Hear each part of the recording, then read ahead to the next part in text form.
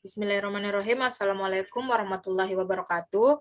Berikut adalah presentasi dari kelompok kami pada mata kuliah Metodologi Penelitian Pendidikan, materi penelitian korelasi, dosen pengampu Dr. Haji Lukman SS MAG.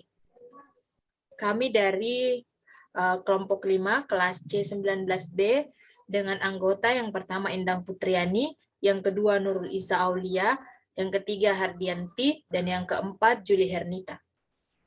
Yang pertama, saya persilahkan kepada Saudari Nurul Isa untuk membacakan tentang pengertian penelitian korelasi. Baik, saya akan membacakan mengenai pengertian penelitian korelasi. Penelitian korelasi atau korelasional adalah suatu penelitian untuk mengetahui hubungan dan tingkat hubungan antara dua variabel atau lebih tanpa ada upaya untuk mempengaruhi variabel tersebut, sehingga tidak terdapat manipulasi variabel. Adanya hubungan dan tingkat variabel ini penting, karena dengan mengetahui tingkat hubungan yang ada, peneliti akan dapat mengembangkannya sesuai dengan tujuan penelitian. Jenis penelitian ini biasanya melibatkan ukuran statistik atau tingkat hubungan yang disebut dengan korelasi. Selanjutnya, mengenai tujuan penelitian korelasi. Tujuan penelitian korelasi menurut Surya Brata adalah mendeteksi sejauh mana variasi-variasi pada suatu faktor berkaitan dengan variasi-variasi pada satu atau lebih faktor lain berdasarkan pada koefisien korelasi.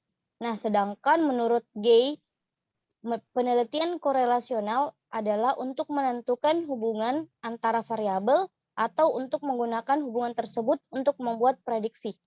Saya kembalikan kepada moderator. Baik, terima kasih. Selanjutnya tentang ciri-ciri penelitian korelasi, saya persilakan kepada Saudari Endang Putriani. Baiklah, terima kasih. Adapun ciri-ciri penelitian korelasi yaitu yang pertama penelitian macam cocok dilakukan variabel yang diteliti rumit dan atau tak dapat diteliti dengan metode eksperimental, tak dapat dimanipulasi. Yang kedua, studi macam ini memungkinkan pengukuran beberapa variabel dan saling hubungannya secara serentak dalam keadaan realistiknya.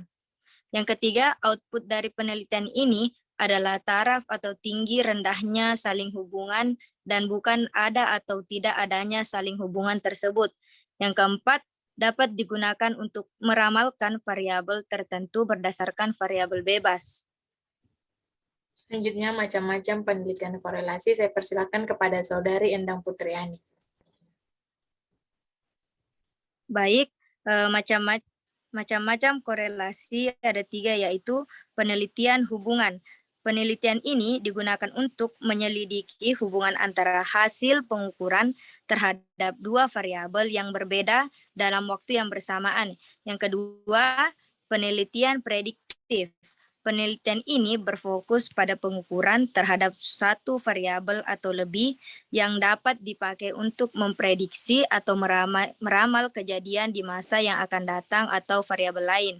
Yang ketiga, korelasi multivariat.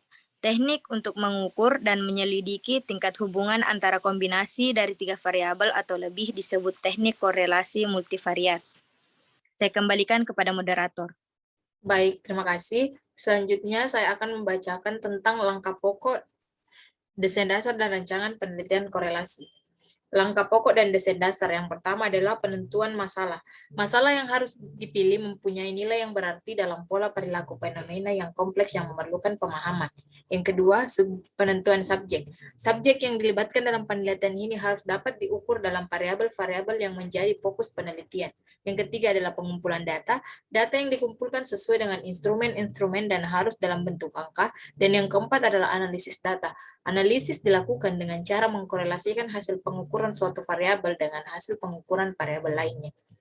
Selanjutnya akan dibacakan oleh Saudari Juli Hernita mengenai kelemahan dan kelebihan penelitian korelasi. Baik, adapun kelemahan penelitian korelasi yang pertama, Hasilnya hanya mengidentifikasi apa sejalan dengan apa, tidak mesti menunjukkan saling hubungan yang bersifat kausal. Yang kedua, jika berbanding dengan penelitian eksperimental, penelitian korelasional itu kurang tertib dan ketat karena kurang melakukan kontrol terhadap variabel-variabel bebas. Yang ketiga, pola saling hubungan sering tak menentukan dan kabur. Dan yang keempat, sering merangsang penggunaannya sebagai semacam shotgun approach. Adapun kelebihan penelitian korelasi. Yang pertama, kemampuannya untuk menyelidiki hubungan antara beberapa variabel secara bersama-sama atau kekuatan hubungan antara variabel-variabel yang diteliti. Baik, itulah tadi penjelasan materi tentang penelitian korelasi dari kelompok 5. Demikian saya akhiri. Wassalamualaikum warahmatullahi wabarakatuh.